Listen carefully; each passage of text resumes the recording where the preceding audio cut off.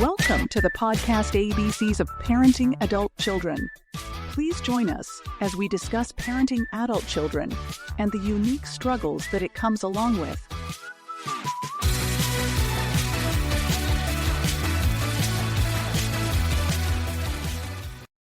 Hello, and thank you for listening to our podcast. Please subscribe and follow this podcast on Apple Podcasts or wherever you listen. Please take the time to leave a review where you listen to podcasts or on our website at parentingadultchildren.org. Our Instagram channel is parentingadultchildren125. Video episodes are uploaded at rumble.com and my YouTube channel. Please subscribe and follow those channels for future updates. I release new episodes every Friday at 8 a.m. Thank you for listening, and now to our featured episode. Hello and welcome to ABCs of Parenting Adult Children. My name is James Moffitt, and I'll be your host. Today we have a special guest, Mark Teague. Mark, do you help me out by introduce yourself to the listening audience? Thanks for having me, James. It's a pleasure to join you, and I certainly look forward to adding value to your audience. That's the main goal here. My name is Dr. Mark L. Teague. I'm with A Working Man's Guide. Basically, it's I have a book, and it lays out a roadmap for the working class. That's my focus. Working class families, and I look forward to the discussion here. Very good. Where are you at? I'm currently sitting in Abilene, Texas, right in the middle of the state. Abilene, Texas. I was raised in Quinlan, Texas, which is Dallas Cowboy land, just outside of Dallas Fort Worth, and was raised in the 70s and 80s. And my wife and I met in Houston, Texas, at First Baptist Church, and she's from Corpus Christi, Texas. So I probably spent 50% of my life in Texas, and then we moved to Atlanta, Georgia, where I worked for Delta Airlines, and then I moved over to Charleston, South Carolina, where we've been here for, since 2000. We've been here 25 years. So your profile, I want to read something from your profile, and we'll just kind of start from there. It says the episode could explore the intersections of traditional values, personal resilience, and parenting adult children. Dr. Mark L. Teague's insights on maintaining principled living amidst modern challenges could resonate deeply with your audience, providing them with strategies to support their adult children. Back in 2015, we started a parenting support group on Facebook. It's a private support group. We had like 10 people. Back then, we had 2 teenagers still living at the house.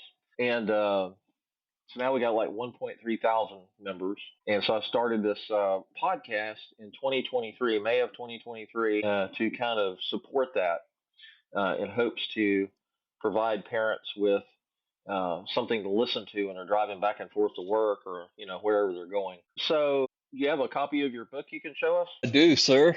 Right here. There you go. A Working Man's Guide. If you go. want more information, the website is A Working Man's Guide. Just drop the apostrophe, keep the A, workingmansguide.com, and you can get a lot of detail there. There you go. Thank you. So tell me about the book. What caused you to write that? Yeah, that's a great question, and I want to answer that in terms of giving your listeners context so that everything I say and that we talk about, you kind of see where I'm coming from. The purpose of the book is to create a roadmap. It's specifically for the American working class. And I strongly believe when we talk working class, we should not talk in terms of income. You should not define it that way. It's a literal definition, the class that is working. If you are a working American, you are in the working class. The principles that underpin that are all the same. And in this roadmap, basically, I start with in chapter 1, it's a set of principles that are non-negotiable. They're very important that we need to adopt and understand. That brings success, brings strength, and makes it permanent. And then I apply those to all the major areas of life that a working class family will face. I just step through them basically in time sequence. Matters of faith. Why is faith a rational thing? Faith in the Almighty. Second, marriage. The concept and the institution of marriage, what it means, what makes it succeed, why does it fail, what can we do about it? And then next is the intimacy side of marriage, the relationship, the relational side of it. And then next, raising children. Melissa and I have raised 4 children to adulthood. We currently have 9 grandchildren. I'm 60 years of age, almost 61. My wife's almost 57. So we've seen the full cycle. And then I talk about career, how you make a living, how you can be successful there, and then public policy, how public policy affects working class families. So within that context, today now we talk about parenting specifically and more intentionally parenting of adult children. I have an entire chapter that in the book, and that's the context in which I address it. What are principles that working class families can employ to find greater success, and how do you apply those to raising kids? Right. Very good. Well, it's very interesting. I'm certain that many of the parents that listen to this podcast will get a lot out of that. I think that the age range of the children is between like 12 and 40, right? So it's a wide range of ages, and I think a lot of parents have teenagers, 16 to 18, and then young adults, 18 to 26, and then adult children that are beyond that, and uh, I don't care. I don't care how old you are. As a parent, our kids are always going to be our kids, no matter what age group they're in, right? And Yes, sir. I I um, I want to provide quality resources, good quality and quantity, to the parents that are listening that may be experiencing a whole range of problems or challenges in their raising their adult children. And as you know, the family dynamic can take on many shapes, forms, and sizes. You've got blended families, you've got single parents, you've got all sorts of, same sex marriages, you have all sorts of types of family dynamics that are in play here. And we have a lot of recurring themes in our podcast. One of them is boundaries, one of them is failure to launch, destructive behaviors, addictions, all sorts of things. We have about 30 different topics that we'll hit on several of those on almost on every podcast episode. And so I like the premise of your book, Working Class uh, Parents. And, you got white collar workers, you got blue collar workers.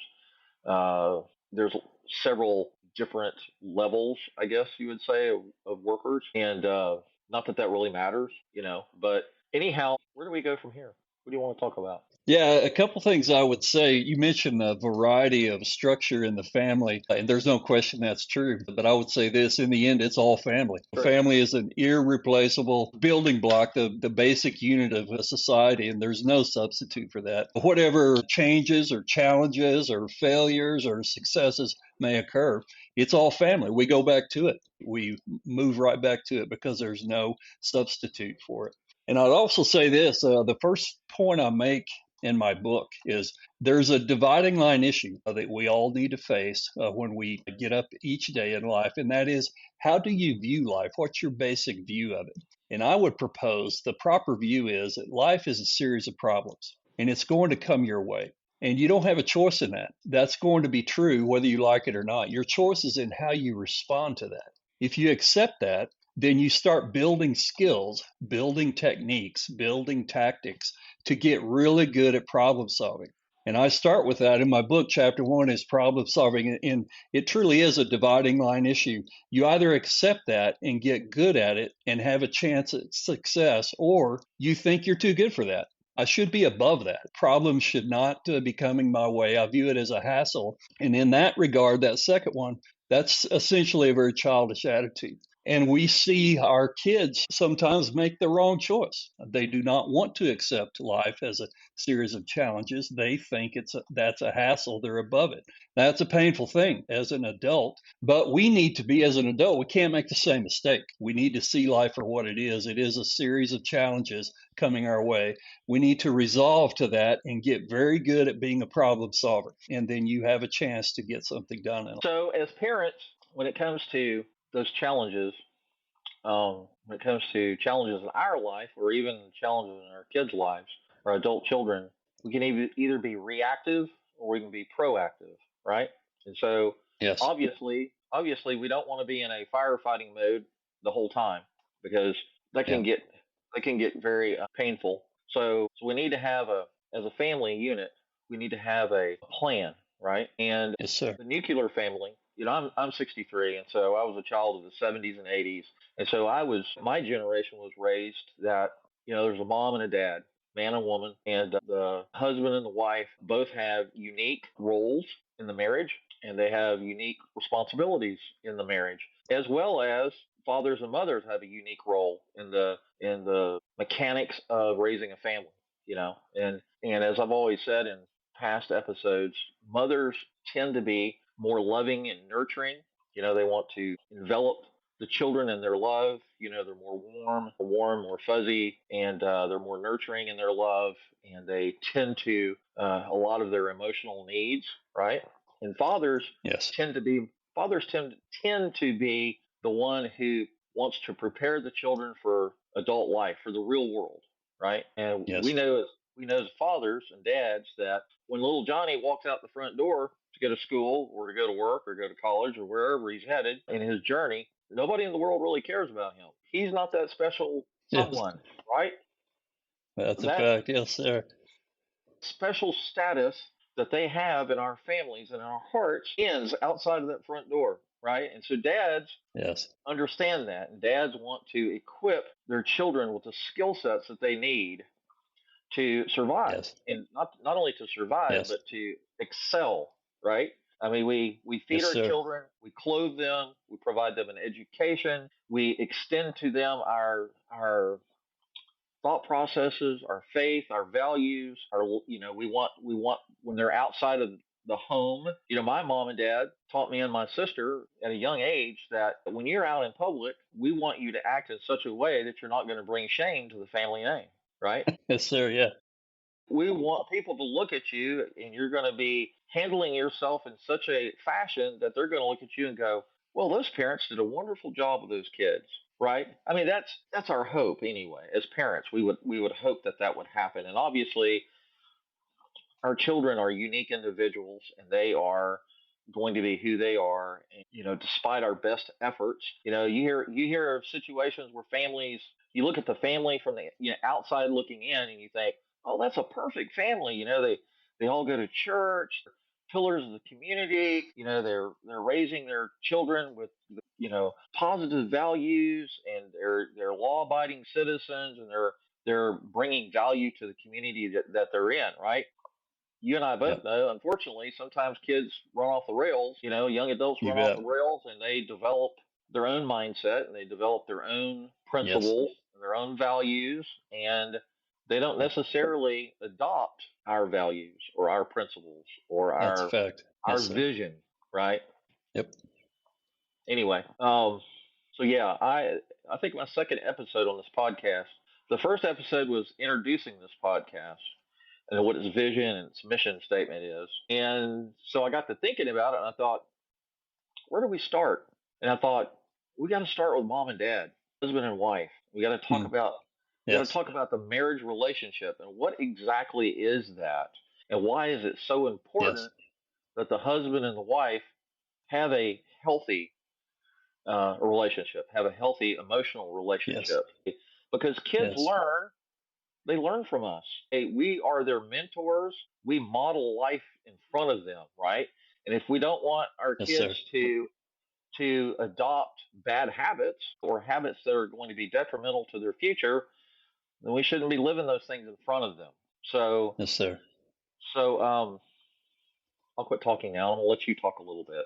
One thing I would add, I think might be helpful to your audience is that in this book, I am an old researcher. I have a doctorate in the field of economics, and I grew up got early training in academics doing research. So when I went into this book, I wanted to have a very strong factual base. So I put a lot of time into research and resources and current research on family, marriage, divorce, causes, effects on children, effects on community. So it can be a good resource for your listeners in that regard. There are a lot of citations. I became current on all the latest numbers, et cetera. So I think they would find that helpful. And there is absolutely no question that the marriage itself, that's the first step. The mom and dad making a commitment and what that means, and then how you train your kids. I know some of the framework that Melissa and I used. One was you always have two challenges when you get your kids through all these phases into adulthood. They need to leave the house knowing how to behave and how to compete. And those things are sometimes in conflict with each other. In fact, sometimes parents will only teach one and not the other. Sometimes parents will teach their kids how to compete, but they never teach them how to behave. And sometimes they teach them how to behave. They never teach them how to compete. You need to do both. You need to reach both so that they're adjusted adults. And Melissa and I actually had lengthy conversations about this, and we chose to first teach them how to behave and then teach them how to compete. And there is no question, as you said, the man and the woman take different roles in that. The man is more edgy, more about, get it done, compete and win.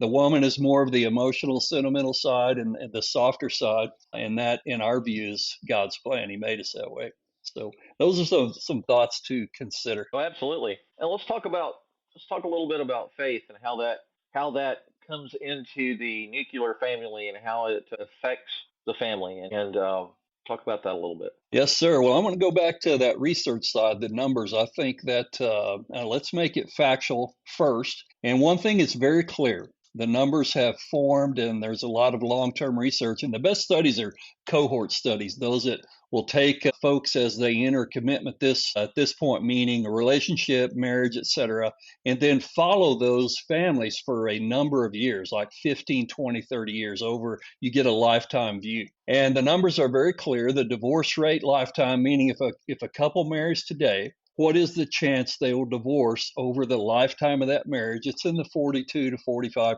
range. And it's up around 50% if you include separation. In other words, they stay married technically. They're not in relationship with each other. So from that standpoint, it's about a coin toss. It's about half and half, 50-50. If you marry today, what's the chances you'll stay that way the rest of your life?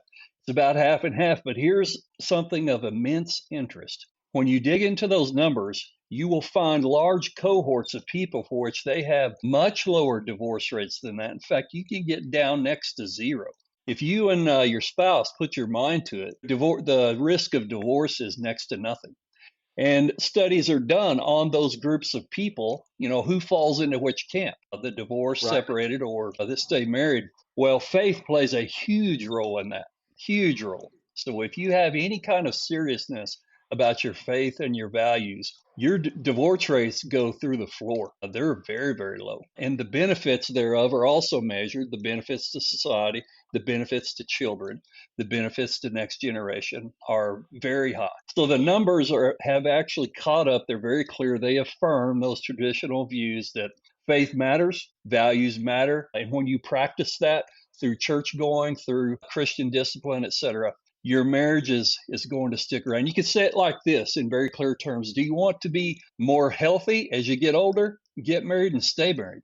Do you want to be wealthier as you get older? Get married and stay married. Do you want kids that are more well adjusted and more ready for life? Get married and stay married. Those things matter. It's very clear. Yeah, and you'll probably agree with me on this, but church and faith over the years, as we move from one decade to another, it seems that, I mean, it used to be the thought process is that if you build it, they will come, right? Yeah. And in the 40s, 50s, and 60s, maybe even some into the 70s, there was a lot of truth to that. And in faith, going to church used to be an important part of the nuclear family. And Mm-hmm. because of a lot of changes in our society, in our culture, especially here in America, because of a lot of those, I don't know how you want to term it, progressive changes. Some of the Yes. progressive changes in our culture has eaten away at the foundation of what plays in the family, right? And I know, Yes. I'm 63, and I know that here in the South, there's a church on every corner. But over the years, Yes.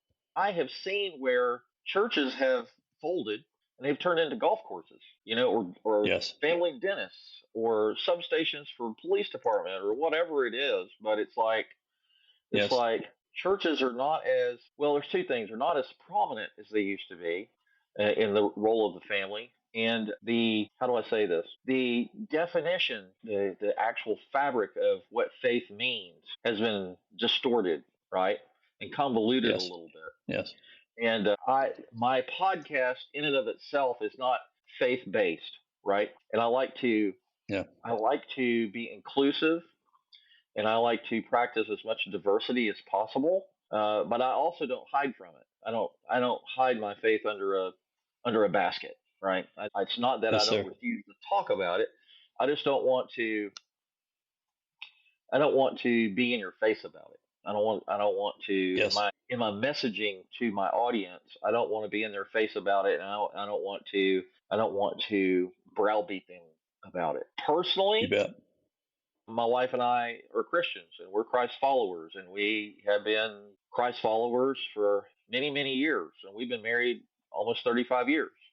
And that's another thing you don't hear a lot of anymore. Is you don't hear a lot of stories where, I mean, I met a couple the other day at the Publix pharmacy. They were in their 90s, 80s, and 90s, and they've been married 66 years.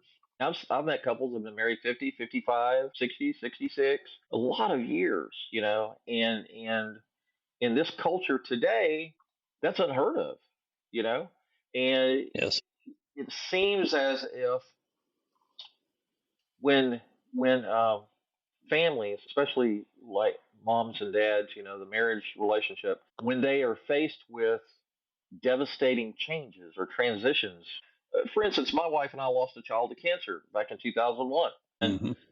the funeral home director told me in front of my pastor that, I don't know, a certain percentage, like a high percentage, 70 or 80% of couples who lose a child, whatever way it is, cancer, accidents, whatever, they wind up in divorce. Yeah. Yes. I I looked at that funeral home director and I said, I don't agree with that. I said that may happen in a lot of relationships, but I said Jesus is the center of this relationship, and while this sucks and while You it bet. hurts, and we're going through a horrible transition, no, our faith in who God is in our relationship and who God is in the world is not going to change. And am I going to sit here and say that my faith wasn't challenged? Yes, it was challenged. I had a lot of questions. I had a lot of conversations with God. I was upset. I got Yeah. angry. You bet. I went through plea bargaining moments with God, going, "Hey, take me instead. I'm a worthless worm next to my daughter. She deserves to. Boy. She deserves Yeah. to. She was 10 years old. Like take me. Yeah. Anyway. Oh boy. So That's tough. there are a lot of challenges that parents are faced with. Parents have autistic children, they have Yes. special needs children, they have neurodivergent You bet. children, they have, like I said, you have blended families, you have single parent families. There's parents out there that are dealing with a lot of challenges, and so I would tend to agree with you that having faith of some sort will help to bring some foundation to your relationship between you and God, Yes. your relationship between you and your wife, or you and your husband. If you're a woman listening to this, I think faith is a very important ingredient. Boy, it is. A couple points there, James. One, there is definitely a great sifting going on in our country, and that in terms of the Christian culture aspect of it is no longer popular. And it hasn't been for a while. And I don't see that changing. And that is a difficult thing. It's a challenging thing, but I don't see it as a bad thing because Christianity was never meant to be a club. It was never Right. meant to be a social phenomenon. It's a very deep personal thing. That's what it was always meant to be, and that's what it should be. And so we need to take that to heart and declare that I'm not a Christian, I'm a follower of Christ. And that's how I define my life. And the second point on the problem solving aspect of things, here's something that comes up front and center in all the problems you face in life and all the things you're going to have to address that are going to come your way. Many of them, a host of them, I would say a super majority of them have a moral component. They may be completely moral. And what you realize is that you need a foundation. You need a North Star. You need a guidepost. You need a bedrock. You need something bigger than yourself to address those things because many problems in life are caused by us. We are the problem. Well, how do you solve a problem caused by you when you are the problem? That's self referential. You're caught in a downward spiral. You need to look outside yourself. And I would say, with great boldness and clarity, whomever you are out there, you need to choose a foundation. I would say clearly, mine is the God of the Hebrews, the God of the Bible, the scriptures, and what they teach. That's the foundation I've chosen. I will speak to that clearly. And I find that it works. It gives you deep principle. If you want to be a problem solver in life, you must be a person of principle. Principles are like a toolbox. When you're facing a problem, you need to reach into that toolbox and pull out those tools so that you can address it. Well, if you have no principles, you have an empty toolbox. You have nothing to reach to. You just have yourself. Good luck. I find that completely inadequate, not in any way up to the problem. So I would encourage your listeners in that regard. Principles are that important, and faith becomes your bedrock. It becomes your North Star. Life goes much better if you have. One of the things that we talk about on this podcast is self-care, right? Yes, And sir. one of the tools of self-care is getting centered, getting away from backing up away from the battle. And prayer is a good thing. Meditation is a good thing. And we encourage parents to explore the possibility of going to church and reaching out to Yes. churches in their area. Because a lot of churches have pastors, they have pastoral care, they have counseling facilities, they have the ability to talk to those people and those parents and help them to come to grips with whatever it may be. And that's also, therapists, psychologists, psychiatrists, all the different family therapy. I am not a family therapist. I'm not any of those things. I'm not licensed to. This is not legal advice right now. so You bet. Yep. when you think about self care, when you're going through a battle, it's wise to reach out to somebody that is older and wiser than you, that's been around the block. And that's why Yes, sir. in the family you have mom and dad, you have grandparents, you have uncles, you have aunts, you have hopefully a support system around you to where you can turn to somebody outside of yourself, God, whatever, right? And look to those sources for the information and the support that you need. Yes, sir.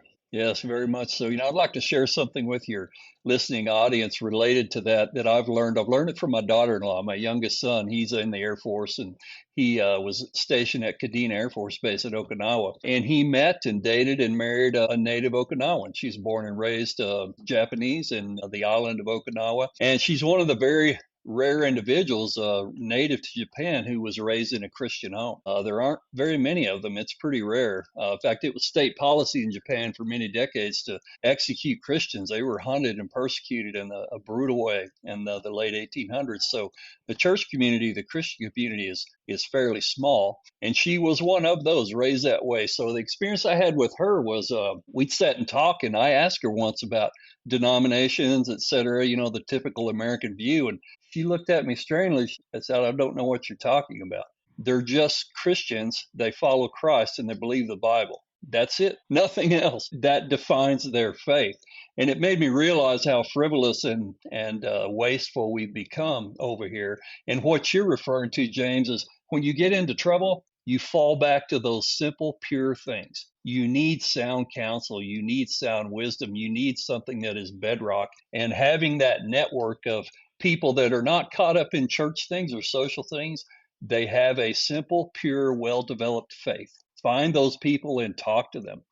They've been through trouble. Just the simplicity of it all becomes clear when you face trouble. I learned a deep lesson around that regard with my daughter-in-law. She just has a very simple, pure faith, uncluttered.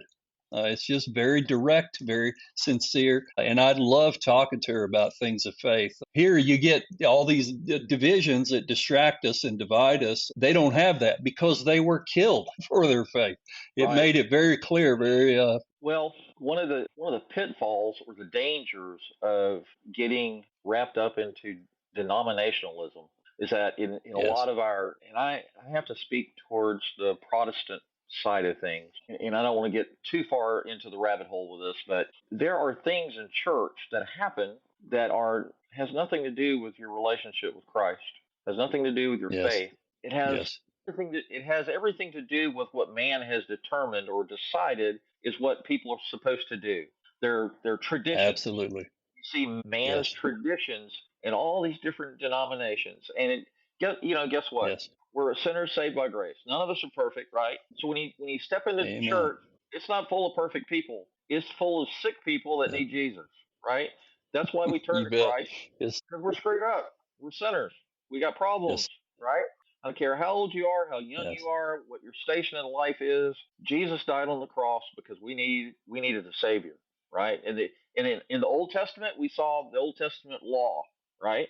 And we saw religious leaders back then that were doing everything they could to become holy enough and perfect enough for God for Him to accept them. And they fell flat on their face numerous times, right? And that's why we Yes. have the gospel. That's why we have grace, because Jesus came to the earth to in human form as God Himself to provide that perfect sacrifice so that our sins can be forgiven, right? Yes, And sir. I don't want to start preaching here, but I just want the listening audience to be aware of worshiping a denomination or falling into the Yes, sir. trap of idolizing all of these different televangelists. There's some good televangelists, and then there are some televangelists that have no clue what the Bible even says, right? Yes, And sir. so your faith has to be centered around what God's word says. I don't know if you I don't care if you look at King James, I don't care if you look at NIV, whatever. There's Yes. many different interpretations or versions of the Bible. They're written in different languages. I cut my teeth on King James English, right? So to me, these and thous and all Mm-hmm. the stuff in the King James English, I read that just like I'm reading a novel, right? But Yeah. I understand Beautiful prose. Yes. I understand that not everybody was raised in that and didn't learn about the Bible in that language, and so that's where the New International Version and NASB and all these different versions came out, and when I used to teach about the Bible, I always used NIV because I felt like people were able to consume that easier and they could understand the language easier, right? All the principles were the Yes, same, sir. it just was in a Yep. language that they could understand. So anyway, Yes. yeah, it's without faith, without a relationship with God, and without having Him at the center of your life, you're fighting an uphill battle. You're fighting Yes, an sir. almost insurmountable battle that you are not going to necessarily win, right? That's And a fact. That is a fact. not about winning. It's about finding the right solution. It's about hope and redemption Yes. and grace, Yes. right? Yes, We sir. want our families to be whole. We want our families to be healthy. We want our adult children to be able to go out into the world, get past the failure to launch, make the correct decisions. And when we're faced with a problem, we want them to be able to have a tool chest that they can reach into or have a support system they can reach back to, like their parents and grandparents or whoever their support system is, and find the answers that they need to make the right decisions. And one of the things that my Yes, parents sir. used to always tell us is think before you act. You know, Yes, sir. think before you act, because if you don't think before you make a decision and act on something, it can follow you for the rest of your natural life. You can make Yes. really bad decisions, right? And Yes, sir. That's a fact. so anyway, let me ask you a couple of questions here. How have Mm-hmm. traditional values shaped your journey from farmhand to executive? Boy, they take a long time to answer that. I'm going to try to boil it down. The key was, first of all, I give credit to my parents. Both my wife and I were raised in Christian homes. They taught us faith early, and we accepted it early. I had the experience of salvation when I was 7 years old. Very real, very visceral to me. And it was brought about because of my parents and how they lived and taught us. So I give credit to them. I would say there were three main values that they taught. There were a bunch of them, actually, but there were three right at the top. One was be honest. Second was to be respectful, and third was work hard. And they hit those over and over again in every context imaginable, and they stuck. I accepted those. I adopted those as my own, and I've built those out as an adult. And it makes a huge difference. That's what you stand on. You stand on those values. And one of the key items to me, and this journey that we've been on, there's a unique aspect to it, James, and let me take a moment to describe. I grew up in that farm and ranch background, very old America, rural America. The incentive of if you don't work, you don't eat, just very simple, straightforward, making your living off the land. Old schools like America in 1750, it was very very traditional. And then we left the farm 1990. We were married in 1986, had 2 kids. We left the farm, decided to change our livelihood. I went to graduate school, I earned a doctorate in economics, and then we joined the banking and finance industry. And that was about a 30-year venture there. We traveled around the country, lived different places. And we had the experience of going from the old America, very rooted and steeped in tradition, to the modern workplace, modern America, corporate lifestyle, etc. You see the contrast. You see the distinction. You see that shift in values that's right in front of you. And so as I made my way through management ranks, I started entry-level jobs in banks, and then I wound up in the C-suite ranks to end the career. You have the challenge of implementing a business plan that requires the old-fashioned values, the old-fashioned approach to work, but you're in a modern setting, very different mindset, very different views. And so in meeting that challenge, I was responsible for developing and implementing those business plans. I needed a way to address a team environment such that you could get it done. You could reach back and grab those old-fashioned values and apply it in today's world. And I detail in the book how we did that, how I went about that. I have some management techniques I developed. But the whole thing is premised on the old-fashioned values in today's world. I would say it like this: you can have roots and wings both, and you should. We're not married to tradition where it limits us and it binds us, but we're rooted in principles that are ancient, eternal, and they work. They have no beginning, they have no end. And you can apply those in a modern setting. That's the key to success to me, in my mind. I would encourage your listeners with that concept. You look for foundational bedrock things and you learn how to apply them in today's world. You will do quite well in all aspects, in family, in relationships, in your career. And I think we need to take that to the public policy realm as well. That's what I would say. Amen to that. So, how can parents instill resilience in their adult children? Man, great question. When I have a dedicated chapter on raising kids, it's chapter 5 in my book, and I take this problem solving approach and then apply that to, first of all, marriage and then to kids. And let me just describe for a moment how Melissa and I did it. We created, you have this in general problem solving. Problems come at you like a blob. It's like a threatening, amorphous, shifting event or issue that you have a hard time getting your hands around. It's a threat. It comes at you as a threat. Well, here's the key. Here's a key in life. Don't work against the blob. Work against the frame. So you can take that set of circumstance, that problem that dumps itself in your lap, and you can either see that as a threat, or you can put a frame around that, a logical, rational frame, and then work against that frame. Now you have a chance to solve that and make a solution, an overcoming event out of that, rather than something that buries you and consumes all your time and energy, and you get nothing good out of it.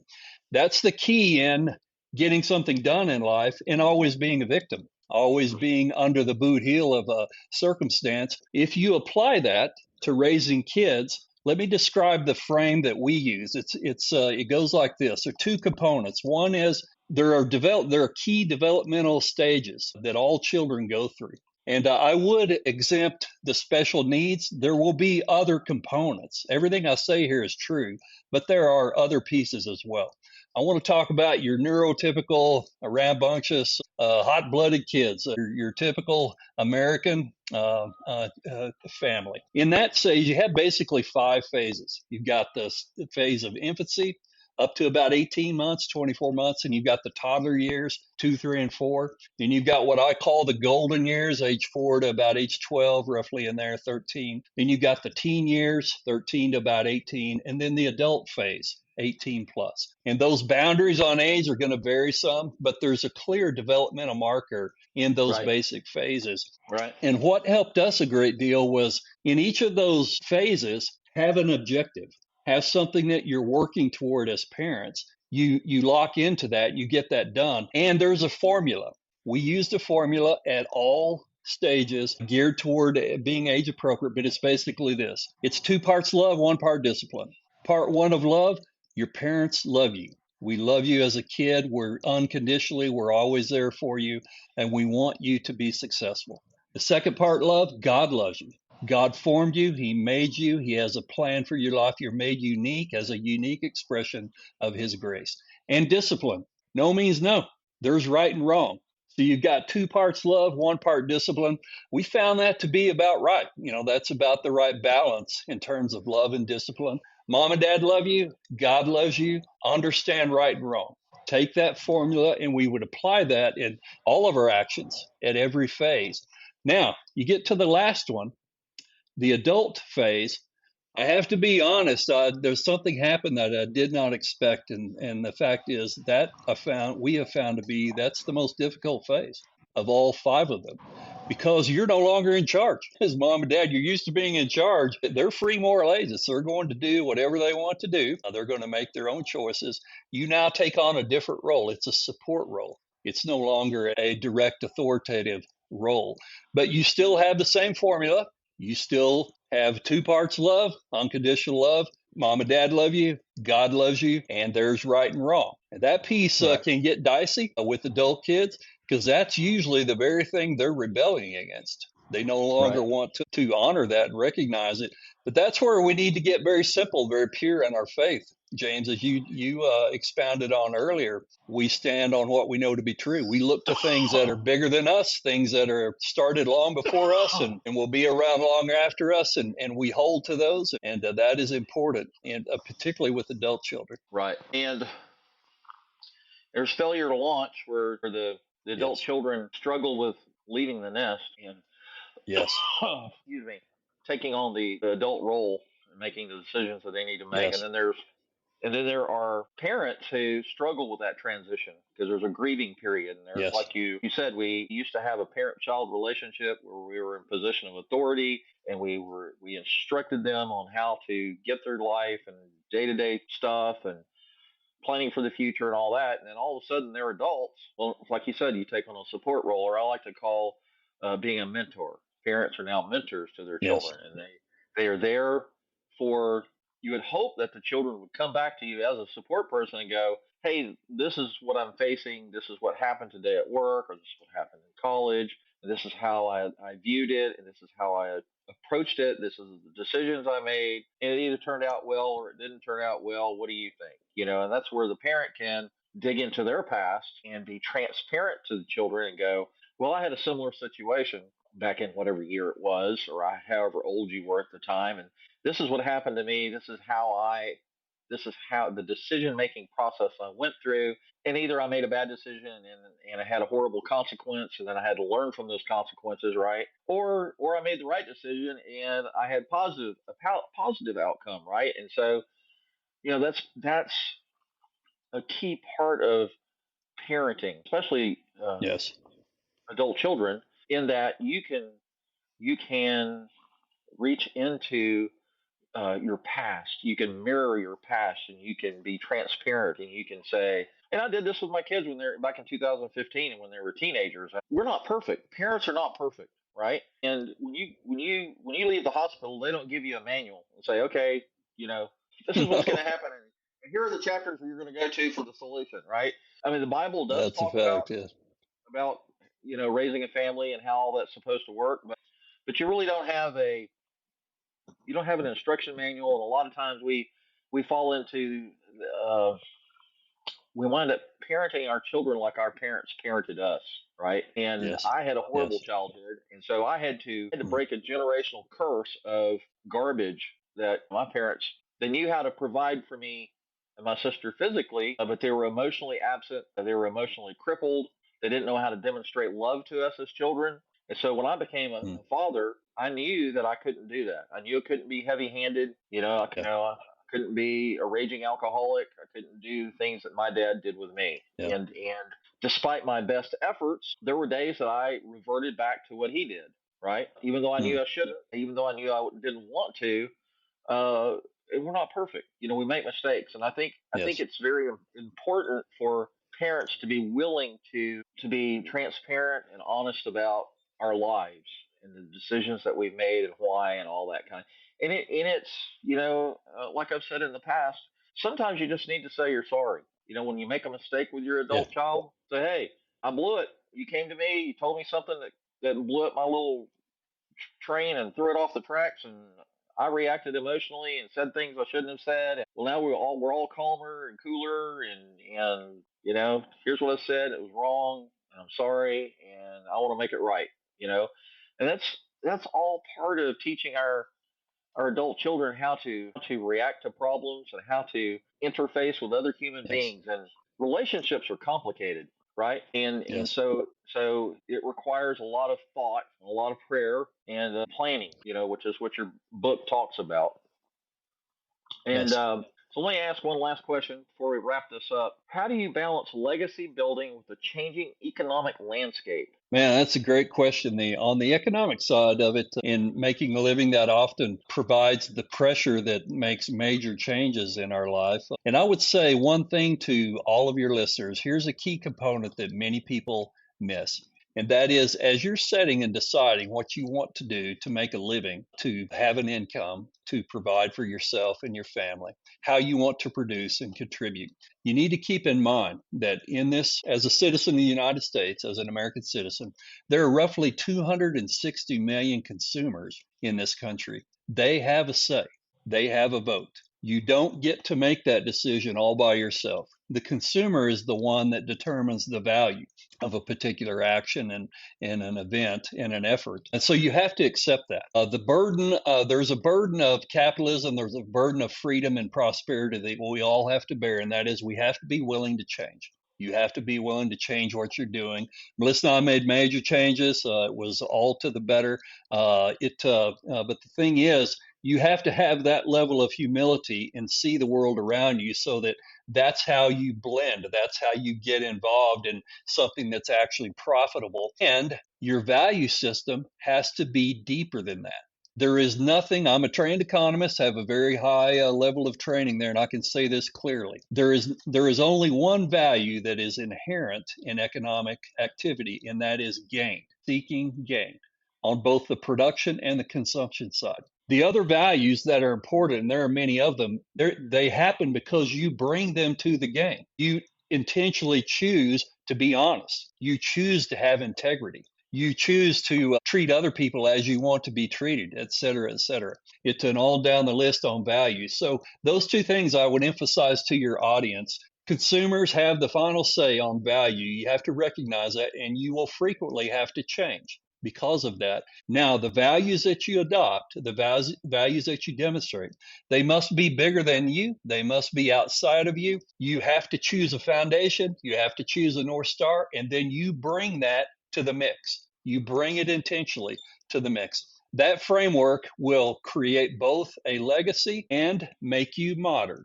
make you relevant in today's world, both of those things. If you get stubborn and think you don't have to change, well, you're about to learn some hard lessons. And if you think you don't need values in this world, you're going to get run over by problems. You will be clueless. Life will beat you about and turn you upside down, and you will have no idea where you're going. There's a set of values that are deeper than that. You need to grab onto those, hold on to those, intentionally bring those to this competitive game. That's good stuff. So if you were to have 4 minutes, 5 minutes, what would you say to my parents of adult children? Here's a frame for all of you listeners out there, to Mr. Moffat and his tremendous effort to help us all out. Here's a framework between parents and adult children. Parents, you owe your kids two things. One, unconditional love. Two, your unvarnished opinion, your honest view of how you see things. And on unconditional love, don't confuse that with unconditional support. Those are two different things. Unconditional love does not mean I always support everything a child does. It cannot mean that. Right. Support is something that's conditioned upon the quality of the choice, the quality of the activity. You may or may not support. The good Lord treats me that way. He always loves me. If I do something stupid or immoral, he lets me fail. He does not bail me out. He's hoping I'll learn something out of that. So parents, you owe your kids unconditional love, not to be confused with unconditional support, and you owe them your unvarnished view. You know things that they don't know. You've been through things that they have not seen. You need to speak honestly about your viewpoint. And children, adult children, you owe your parents two things: gratitude and respect. You know, the fifth commandment is very clear: honor your father and mother. Well, as you're an adolescent, that usually means obey, while you're at home. But as an adult child, it can't mean that because you have your own life. You have to build your own habits and your own livelihood, your own values, etc. But you don't always have to do what mom and dad say as an adult child, but you owe them gratitude for what they did for you and respect for the status that they hold.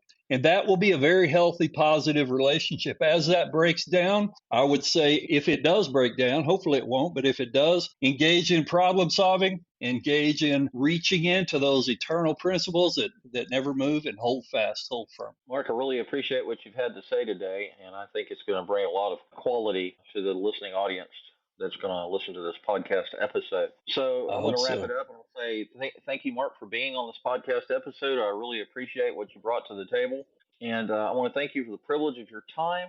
And I want to tell you to have a blessed day. Thanks a lot. Please tune in next week for another episode of our podcast on parenting adult children.